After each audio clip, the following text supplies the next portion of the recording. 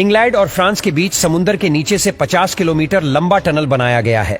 उस टनल को बनाते समय जरा सा भी पानी का लीकेज होता तो सारा समुद्र का पानी टनल में घुस जाता, सब कुछ तहस नहस हो जाता और किसी भी शख्स की बॉडी ढूंढनी मुश्किल हो जाती। अब इस बीच कैसे इंजीनियर्स ने इस खतरनाक काम को अंजाम दिया? मशीनों को समुद्र के 250 फीट नीचे कैसे ले जाया गया?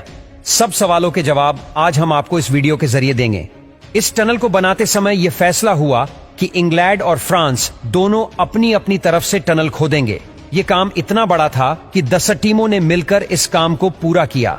टनल को खोदने के लिए टनल बोरिंग मशीन का इस्तेमाल किया जाना था, लेकिन आज से पहले 50 फीट के डायामीटर का टीबीएम मशीन बना ही नहीं था और इसीलिए एक नया टीबीएम मशीन हजारों मील दूर बनाया गया।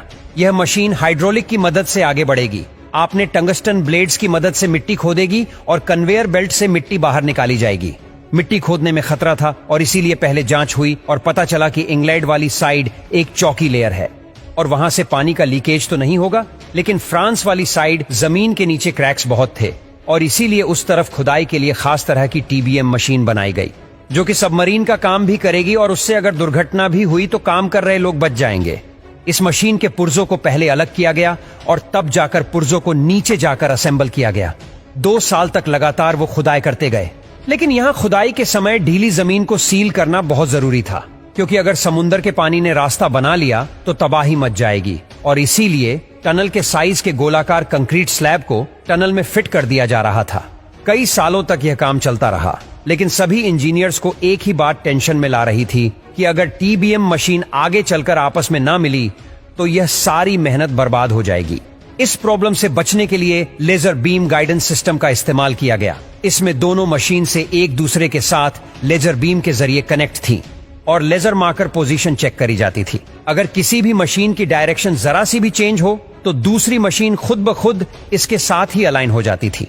जब 100 मीटर रह गया तो इंजीनियर को यह चेक करना था कि यह लेजर गाइडेंस सिस्टम सही से काम कर भी रहा है या नहीं, और इसीलिए इन्होंने जब 100 मीटर बचा तो एक रोड को दूसरी साइड भेजा और इससे पता चल गया कि दोनों मशीनों में सिर्फ 10 इंच का ही फर्क है, जो कि इतना चल जाएगा।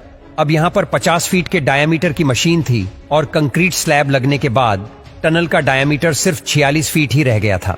अब इसका यह मतलब हुआ कि मशीन को ऐसे ही बाहर नहीं ले जाया जा सकता। मशीन को डिसअसेंबल करके भी प्रॉब्लम का सॉल्यूशन नहीं मिल रहा था, क्योंकि मशीन को डिसअसेंबल करने का खर्चा नई मशीन खरीदने से भी ज्यादा आ रहा था और इसीलिए दोनों में से पहले तो एक मशीन का मैकेनिकल सुसाइड करवाया गया, यानी कि उसे नीचे की तरफ भेजकर हमेशा के लिए दफन कर दिया गया। और उसके बाद दूसरी वाली मशीन ने बाकी का काम खत्म कर दिया और उसके बाद दूसरी वाली टीबीएम को डिसअसेंबल करके वापस टनल से बाहर ले जाया गया और इस तरह दोनों कंट्री को 13,000 सालों बाद टनल के जरिए जोड़ा गया। इस प्रोजेक्ट में उस समय $12 बिलियन का खर्चा आया था और इतने पैसों में 8 एंटीलिया अपार्टमेंट और 10 बुर्ज खलीफा बनाए जा सकते थे। आपको इंजीनियर्स की यह कारीगरी कैसी लगी, कमेंट करके